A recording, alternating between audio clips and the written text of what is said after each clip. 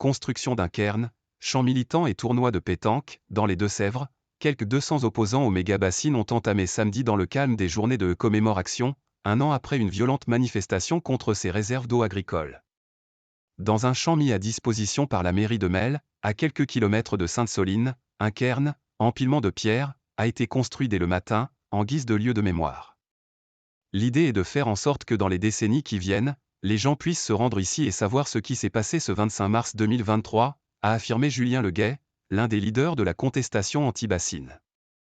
Ce jour-là, autour d'une réserve en construction protégée par plus de 3000 gendarmes, 30 000 personnes selon les organisateurs, 6 000 à 8 000 selon les autorités, avaient participé à ce rassemblement interdit par la préfecture des Deux-Sèvres.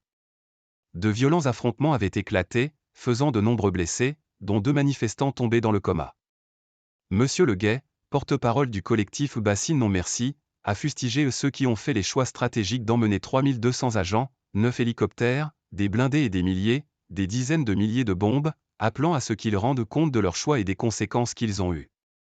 Dès dimanche, le collectif va offrir l'opportunité à ceux qui le souhaitent de porter plainte auprès de la Cour de justice de la République contre Gérald Darmanin, accusé d'avoir menti à plusieurs reprises sur le déroulé de la manifestation.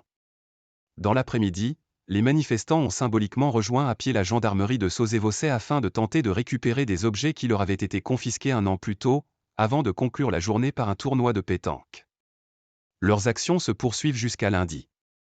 À ce jour, une seule bassine, parmi les 16 programmées dans les Deux-Sèvres, fonctionne, à Mauzé-sur-le-Mignon. 3 autres sont en construction, à Sainte-Soline, Prières et Épanne.